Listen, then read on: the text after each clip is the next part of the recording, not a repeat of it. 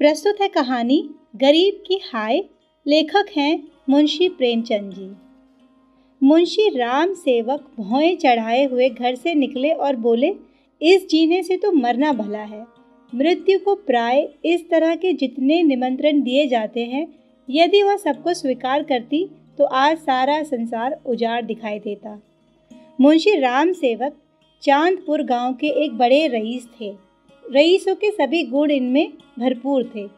मानव चरित्र की दुर्बलताएं उनके जीवन का आधार थीं। वह नित्य मुंसिफी कचहरी के हाथे में एक नीम के पेड़ के नीचे कागजों का बस्ता खोले एक टूटी सी चौकी पर बैठे दिखाई देते थे। किसी ने कभी उन्हें किसी इजलास पर कानूनी बहस या मुकदमे की पैरवी करते नहीं देखा, परंतु उन्हें सब लोग मुख्तार साहब कहकर पुकारा करते थे। चाहे तूफान आए, पानी बरसे, ओले गिरे, पर मुख्तार साहब वहाँ से टस से मस न होते।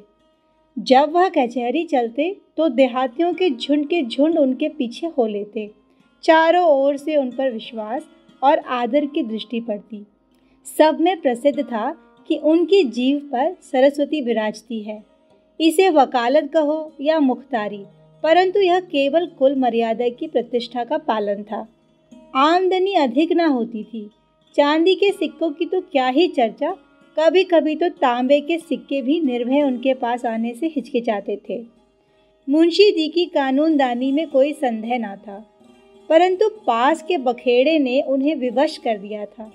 खैर जो हो, उनका यह पेशा केवल प्रतिष्ठा पालन के निमित्त था, नहीं तो उनके निर्वाह का मुख्य साधन आसपास के अनाथ पर खाने पीने में सुखी विधवाओं और भोले भाले किंतु धनी वृद्धों की श्रद्धा थी।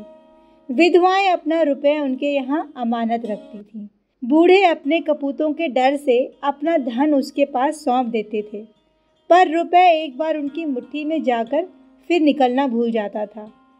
वह ज़रूरत पड़ने पर कभी कभी कर्ज ले लेते थे। भला बिना कर्ज के भी किसी का काम चल सकता है। भोर को सांझ के करार पर रुपए लेते थे, पर वह सांझ कभी आती नहीं थी। सारांश, मुंशी जी कर्ज लेकर देना सीखे ही नहीं थे। यह उनकी कुल प्रथा थी। यही सब मामले बहुधा मुंशी जी के सुख चैन में विघ्न डालते थे। कानून और अदालत से तो उन्हें कोई डर न था। इस मैदान में उनका सामना करना पानी में मगर से लड़ना था। परंतु जब कोई दुष्ट उनसे भिड़ जाता, उनकी ईमानदारी पर संदेह करता और उनके मुंह पर बुरा भला कहने पर उतारू हो जाता, तब मुंशी जी के हृदय पर बड़ी चोट लगती। इस प्रकार की दुर्घटनाएं प्राय होती थी। हर जगह ऐसे लोग रहते हैं जिन्हें दूसरों को नीचा दिखाने में ही आनंद आता है। ऐसे लोगों का सहारा पाकर कभी कभी छोटे आदमी मुंशी जी के मुंह लग जाते थे। नहीं तो एक कुंजड़िन की इतनी मजाल नहीं थी कि आंगन में जाकर उन्हें बुरा भला कहे। मुंशी जी उसके पुराने ग्राहक थे। बरसों तक उससे साग भाजी ली थी। यदि दाम न दिया जाए तो कुंजड़िन को संतोष करना चाहिए था। दाम जल्दी या देर से मिल ही जाता, परंतु वह मुंहफट कुंजड़िन 2 ही बरसों में घबरा गई और उसने कुछ आने पैसों के लिए प्रतिष्ठित आदमी का पानी उतार दिया। झुंझलाकर मुंशी जी अपने को मृत्यु का कलेवा बनाने पर उतारू हो गए, तो इसमें उनका कुछ दोष तो न था। इसी गांव में मूंगा नाम की एक विधवा ब्राह्मणी रहती थी। उसका पति बर्मा की काली पलटन में हवलदार था और लड़ाई में वहीं मारा गया। सरकार की ओर से उसके अच्छे कामों के बदले मूंगा को 500 रुपये मिले थे। विधवा स्त्री, जमाना नाजुक था। बेचारी ने सब रुपए मुंशी जी राम सेवक को सौंप दिए और महीने महीने थोड़ा थोड़ा उसमें से मांगकर अपना निर्वाह करती रही। मुंशी जी ने यह कर्तव्य कई वर्ष तक तो बड़ी ईमानदारी के साथ पूरा किया, पर जब बूढ़े होने पर भी मूंगा नहीं मरी और मुंशी जी को यह चिंता हुई कि शायद उसमें से आधी रकम भी स्वर्ग यात्रा के लिए नहीं छोड़ना चाहती, तो एक दिन उन्होंने कहा, मूंगा, तुम्हें मरना है या नहीं? साफ साफ कह दो कि मैं अपने मरने की फिक्र करूं। उस दिन मूंगा की आंखें खुली, उसकी नींद टूटी। बोली, मेरा हिसाब कर दो। हिसाब का चिट्ठा तैयार था। अमानत में अब एक कौड़ी भी बाकी न थी। मूंगा ने बड़ी कड़ाई से मुंशी जी का हाथ पकड़कर कहा, अभी मेरे 250 रुपये तुमने दबा रखे हैं, मैं एक कौड़ी भी ना छोड़ूंगी। परंतु अनाथों का क्रोध पटाखे की आवाज़ है, जिससे बच्चे तो डर जाते हैं, असर कुछ नहीं होता। अदालत में उसका कुछ जोर ना था, न लिखा पड़ी थी, न हिसाब किताब। हाँ, पंचायत से कुछ आसरा था।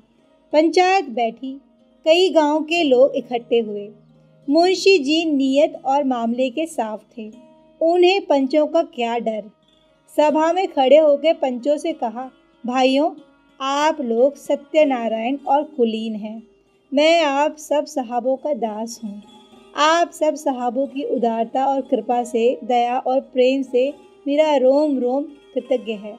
और आप लोग सोचते हैं कि इस अनाथनी और विधवा स्त्री के रुपए हड़प कर गया हूँ। पंचों ने एक स्वर से कहा, नहीं नहीं, आपसे ऐसा नहीं हो सकता। राम सेवक, यदि आप सब सज्जनों का विचार हो कि मैंने रुपए दबा लिए, तो मेरे लिए डूब मरने के सिवा और कोई उपाय नहीं है। मैं धन धान्य नहीं हूँ, ना मुझे उदार होने का घमंड है, पर अपनी कलम की कृपा से, आप लोगों की कृपा से किसी का मोहताज नहीं हूँ। मैं ऐसा ओछा हो जाऊंगा कि एक अनाथनी के रुपए पचा लूं। पंचों ने एक स्वर से फिर कहा, नहीं नहीं, आपसे ऐसा नहीं हो सकता। मुंह देखकर टीका काढ़ा जाता है। पंचों ने मुंशी जी को छोड़ दिया। पंचायत उठ गई। मूंगा ने आह भरकर संतोष किया और मन में कहा, अच्छा अच्छा, यहाँ न मिला तो ना सही, मगर वहाँ कहाँ जाएगा। आप कोई मूंगा का दुख सुनने वाला और सहायक ना था। दरिद्रता से जो कुछ दुख भोगने पड़ते हैं, वह सब उसे झेलने पड़े। वह शरीर से पुष्ट थी, चाहती तो परिश्रम कर सकती थी, पर जिस दिन पंचायत पूरी हुई, उसी दिन उसने काम ना करने की कसम खा ली। अब उसे रात दिन रुपयों की रट लगी रहती थी। उठते बैठते सोते जागते उसे केवल एक काम था, और वह मुंशी राम सेवक का भला मनाना। अपने झोपड़े के दरवाजे पर बैठी हुई रात दिन उन्हें सच्चे मन से असीसा करती। बहुधा अपने असीस के वाक्यों में ऐसे कविता के वाक्य और उपमाओं का व्यवहार करती कि लोग सुनकर अचंभे में आ जाते। धीरे धीरे मूंगा पगली हो चली। नंगे सिर, नंगे शरीर, हाथ में एक कुल्हाड़ी लिए हुए सुनसान रास्तों में जा बैठती। झोपड़ी के बदले अब वह मरघट पर, नदी के किनारे, खंडरों में घूमती दिखाई देती। बिखरी हुई लटें, लाल लाल आंखें, पागलों सा चेहरा, सूखे हुए हाथ पांव। उसका यह स्वरूप देखकर लोग डर जाते थे। अब कोई उसे हंसी से भी नहीं छेड़ता था। यदि वह कभी गांव से निकल आती तो स्त्रियां घरों के किवाड़ बंद कर लेती, पुरुष कतराकर इधर से उधर निकल जाते और बच्चे चीख मारकर भागते। यदि कोई लड़का भागता ना था तो वह था मुंशी राम सेवक का सुपुत्र राम गुलाम। बाप में जो कुछ कोर कसर रह गई थी, वह बेटे में पूरी हो गई थी। लड़कों का उसके मारे नाक में दम था। गांव के काने लड़के आदमी उसकी सूरत से चिढ़ते थे, और गालियां खाने में तो शायद ससुराल में आने वाले दामाद को भी इतना आनंद ना आता हो। वह मूंगा के पीछे तालियां बजाता, कुत्तों को साथ लिए हुए उस समय तक रहता जब तक वह बेचारी तंग आकर गांव से निकल ना जाती।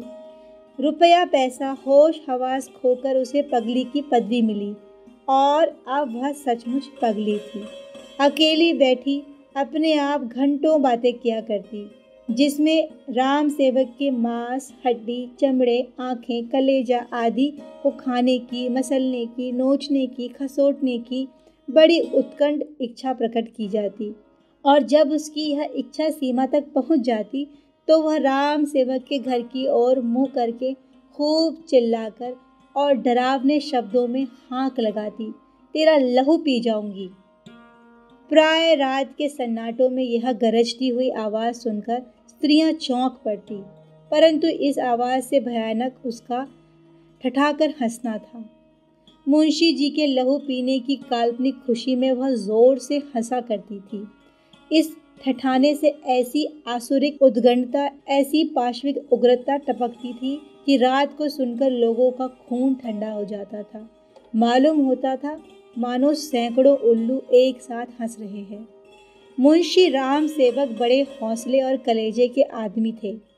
ना उन्हें दीवानी का डर था, ना फौजदारी का, परंतु मूंगा के इन डरावने शब्दों को सुनकर वह भी सहम जाते।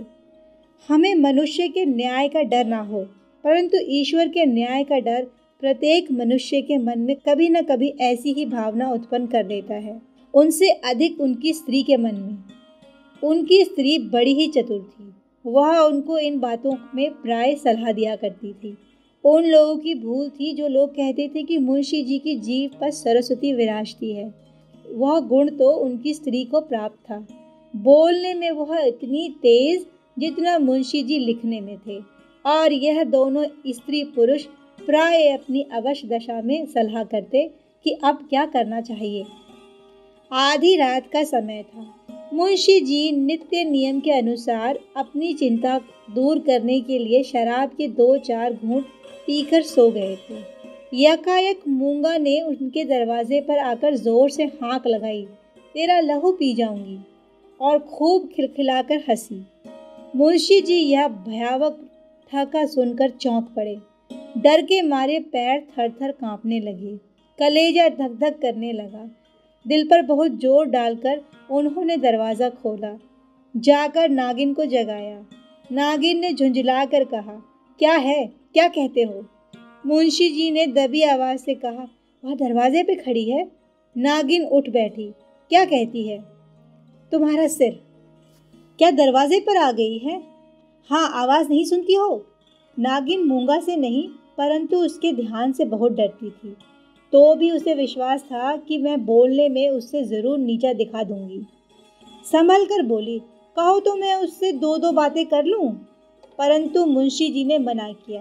दोनों आदमी पैर दबाए ड्योढ़ी में गए और दरवाजे से झांक कर देखा, मूंगा की धुंधली मूरत धरती पर पड़ी थी और उसकी सांस तेजी से चलती हुई सुनाई देती थी। राम सेवक के लहू मांस की भूख में वह अपना लहू और मांस सुखा चुकी थी। एक बच्चा भी उसे गिरा सकता था, परंतु उससे सारा गांव थर थर कांपता था। हम जीते मनुष्य से नहीं डरते, पर मुर्दे से डरते हैं।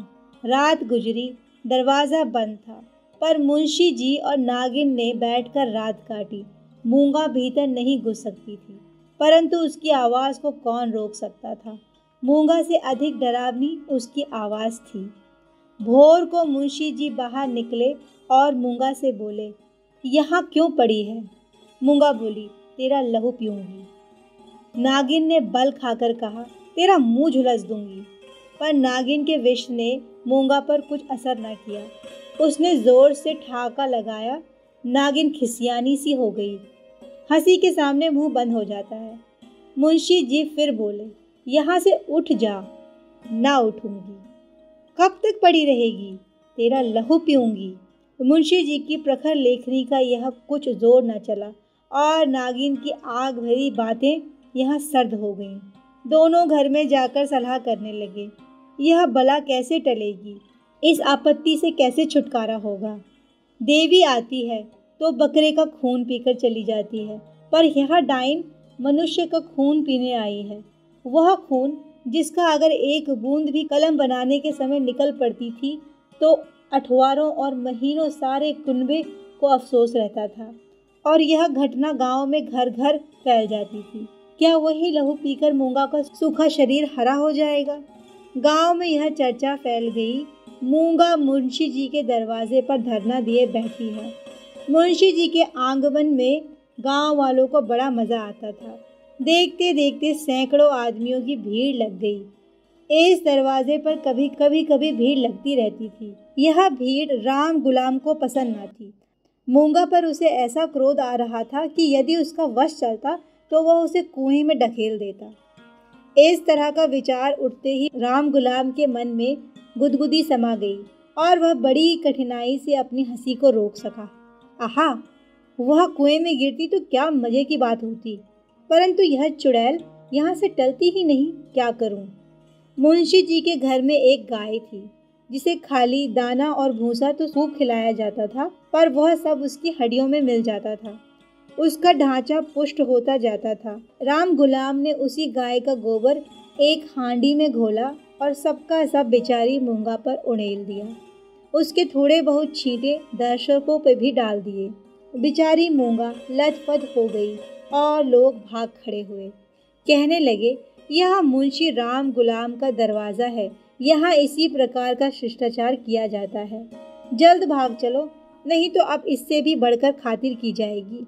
इधर भीड़ कम हुई, उधर राम गुलाम घर में जाकर खूब हंसा और खूब तालियां बजाई।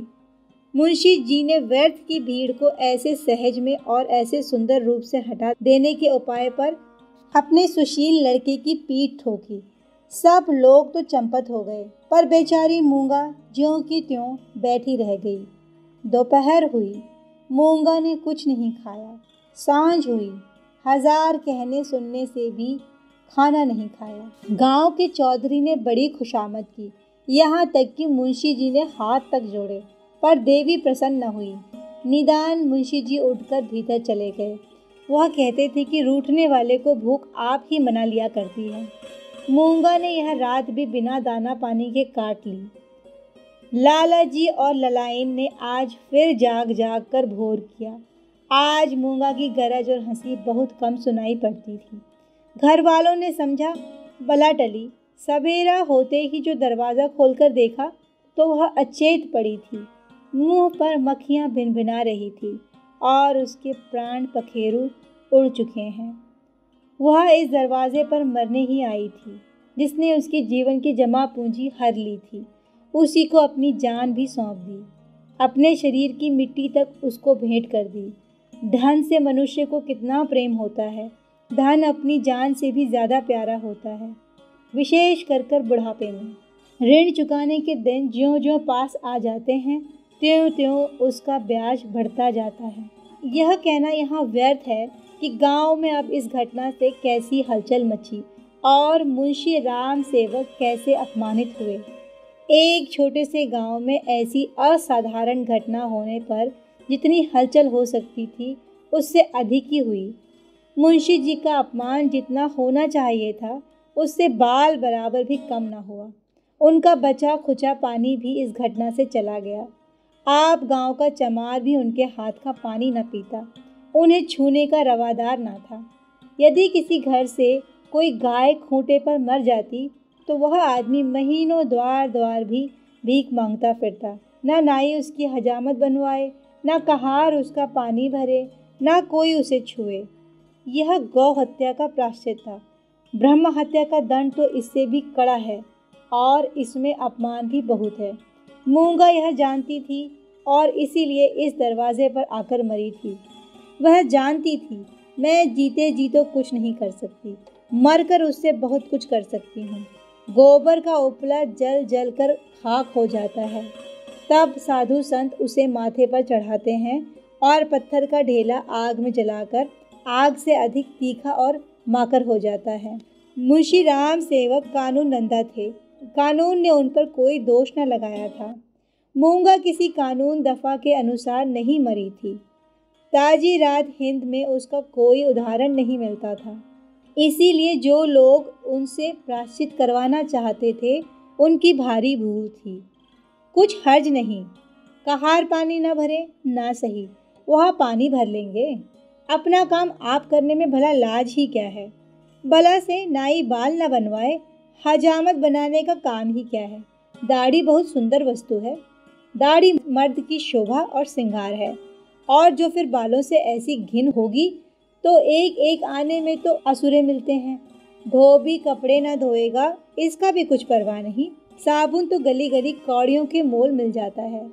एक बट्टी साबुन में दर्जनों के कपड़े ऐसे साफ हो जाते हैं जैसे बगुल के पर। धोबी क्या खाकर ऐसा साफ कपड़ा धोएगा। पत्थर पर पटक पटक कर कपड़ों का लता निकाल देता है। आप पहने, दूसरों को भाड़े पर पहनाए, भट्टी में चढ़ाए, रह में भिगोए, कपड़ों की तो दुर्गति कर डालता है। जभी तो कुर्ते 2-3 साल से अधिक नहीं चलते, नहीं तो दादा हर 5वें बरस 2-3 अचकन और 2 कुर्ते बनवाया करते थे। मुंशी राम सेवक और उसकी स्त्री ने दिन भर तो यूं ही कह कहकर अपने मन को समझाया। सांझ होते होते उनकी तर्कनाएं शिथिल हो गई। अब उनके मन पर भय ने चढ़ाई की। जैसे तैसे रात बीतती थी, भय भी बढ़ता जाता था। बाहर का दरवाज़ा भूल से खुला रह गया था, पर किसी की हिम्मत न पड़ती थी कि जाकर बंद तो कराए। निदान नागिन ने हाथ में दिया लिया, मुंशी जी ने कुल्हाड़ा, राम गुलाब ने गंडासा। इस ढंग से तीनों आदमी चौंकते हिचकते दरवाजे पर आए। यहाँ मुंशी जी ने बहादुरी से काम लिया। उन्होंने निधड़क दरवाजे से बाहर निकलने की कोशिश की, कांपते हुए पर ऊंची आवाज में नागिन से बोले, तुम व्यर्थ ही डरती हो, वह क्या यहाँ बैठी है?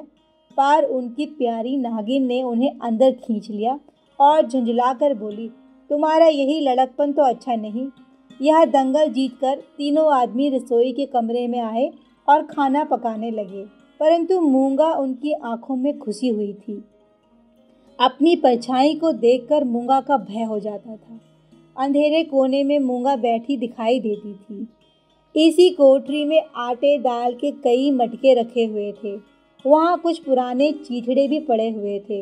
एक चूहे को भूख ने बेचैन किया तो वह दानों की खोज में, जो मटकों से कभी नहीं गिरे थे, रेंगता हुआ इस चीथड़ों के नीचे आ निकला। कपड़े में खड़खड़ाहट हुई। फैले हुए चीथड़े मूंगा की पतली टांगे बन गई। नागिन देखकर झिझकी और चीख उठी। मुंशी जी बदहवास होकर दरवाजे की ओर लपके। राम गुलाम दौड़कर उनकी टांगों से लिपट गया। चूहा बाहर निकल आया। उसे देखकर इन लोगों के होश ठिकाने हुए। आप मुंशी जी साहस करके मटके की ओर चले। नागिन ने कहा, रहने दो, देख ली तुम्हारी मर्दानगी। मुंशी जी अपनी प्रिय नागिन के इस अनादर पर बहुत बिगड़े। क्या तुम समझती हो मैं डर गया? भला डर की क्या बात। मुंशी जी की इस दलील ने नागिन को निरुत्तर कर दिया। कल दरवाजे के बाहर निकल जाना या निकलने की कोशिश करना साधारण काम था। जिसके साहस का ऐसा प्रमाण मिल चुका हो, उसे डरपोक कौन कह सकता है। यह नागिन की हठधर्मी थी। खाना खाकर तीनों आदमी सोने के लिए कमरे में आए, परंतु मूंगा ने यहाँ भी उनका पीछा न छोड़ा। बातें करते थे, दिल को बहलाते थे। नागिन ने राजा हरदौल और रानी सारंदा की कहानियाँ कहीं। मुंशी जी ने फौजदारी के कई मुकदमों का हाल कहा, परंतु तो भी इन उपायों से भी मूंगा की मूर्ति उनकी आंखों के सामने से न हटती थी। जरा खटखटाहट होती तब तीनों चीख पड़ते। उधर पत्तियों में सनसनाहट हुई कि इधर तीनों के रोंगटे खड़े हो गए। रह रह कर एक धीमी आवाज़ धरती के भीतर से उनके कानों में आती थी, तेरा लहू पी जाऊंगी, तेरा लहू पीऊंगी। आधी रात को नागिन नींद से चौंक पड़ी। वह इन दिनों गर्भवती थी। लाल लाल आँखों वाली, तेज और नुकीले दांतों वाली मूंगा उसी की छाती पर बैठी हुई जान पड़ती थी। नागिन चीख पड़ी, बावली की तरह आंगन में भाग आई और यकायक धरती पर चित गिर पड़ी। सारा शरीर पसीने पसीने हो गया। मुंशी जी भी उसकी चीख सुनकर चौंके, पर डर के मारे आंखें न खुली। अंधों की तरह दरवाज़ा टटोलते रहते। बहुत देर के बाद उन्हें दरवाज़ा मिला। आंगन में आए। नागिन जमीन पर पड़ी हाथ पांव पटक रही थी। उसे उठाकर भीतर ले गए, पर रात भर उसने आंखें न खोली। भोर को भी अकबक बकने लगी। थोड़ी देर में ज्वर हो आया। बदन लाल तवा सा हो गया। सांझ होते होते सन्निपात हो आया और आधी रात के समय जब संसार में सन्नाटा छाया हुआ था, नागिन इस संसार से चल बसी। मूंगा के डर ने उसकी जान ली। जब तक मूंगा जीती रही, वह नागिन की फुकार से सदा डरती रही। पगली होने पर भी उसने कभी नागिन का सामना नहीं किया, पर अपनी जान देकर उसने आज नागिन की जान ली। भय में बड़ी शक्ति है। मनुष्य हवा में एक गिरही भी नहीं डाल सकता, पर इसी हवा ने एक संसार रच डाला है। रात बीत गई। दिन चढ़ता आता था, पर गांव का कोई आदमी नागिन की लाश उठाने को न आता था। मुंशी जी घर घर घूमे, पर कोई न निकला। भला हत्यारों के दरवाजे पर कौन जाए, हत्यारे की लाश कौन उठाए। इस समय मुंशी जी का रोबदार, उनकी प्रबल लेखनी का भय और उनकी कानून की प्रतिभा एक भी काम न आई। चारों ओर से हार कर मुंशी जी फिर अपने घर आए। यहाँ उन्हें अंधकार ही अंधकार दिखाई देता था।